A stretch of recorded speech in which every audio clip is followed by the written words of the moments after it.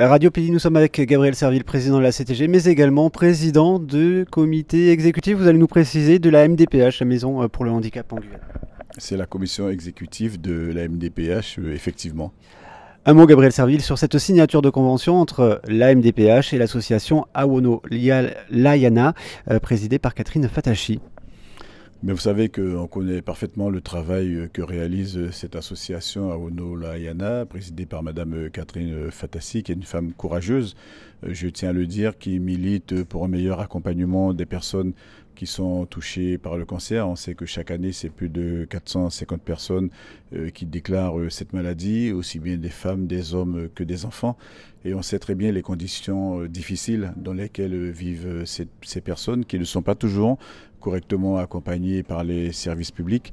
Et donc l'idée que développe Madame Fatachi à travers cette association et à travers la convention que nous avons signée aujourd'hui, c'est de pouvoir mieux accueillir, c'est de pouvoir mieux accompagner, c'est de pouvoir mieux conseiller les personnes qui souffrent de la maladie pour faire en sorte que leur vie soit rendue plus facile et peut-être le cas échéant plus belle.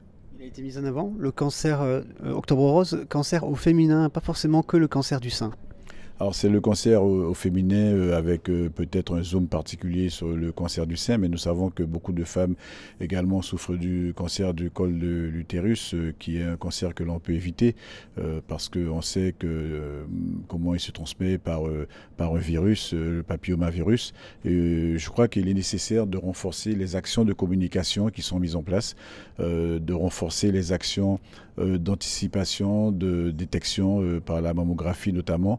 En Guyane, on me dit qu'il y a à peine un tiers des femmes qui se livrent à cet exercice de dépistage du cancer du sein.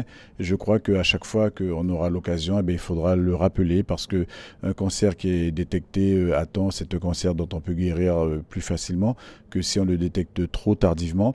Et donc je considère que le travail qui est fait par l'association qui consiste à faire de l'information tous azimuts est vraiment nécessaire si on veut préserver la santé des femmes de Guyane et des femmes d'ailleurs, puisque l'information qui est divulguée par l'association transite par les réseaux sociaux et peut être vue à travers le monde entier, bien évidemment.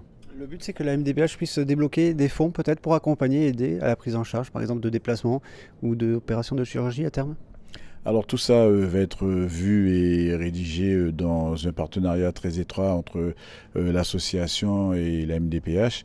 Je sais que la directrice de la MDPH, Madame Aminata Oreilly, a été très sensible aux propos qui ont été tenus par Madame Catherine Fatachi.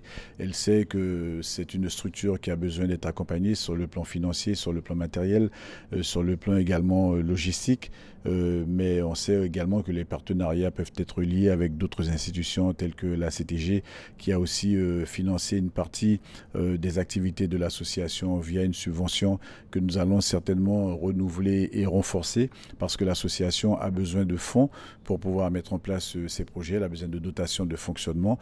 Quand on voit le travail fondamental, approfondi qui est fait sur le terrain, croyez que nous n'allons pas hésiter une seule seconde à accompagner cette association, mais également les autres qui militent pour un objectif à peu près identique. Merci Gabriel Serville, président de la CTG.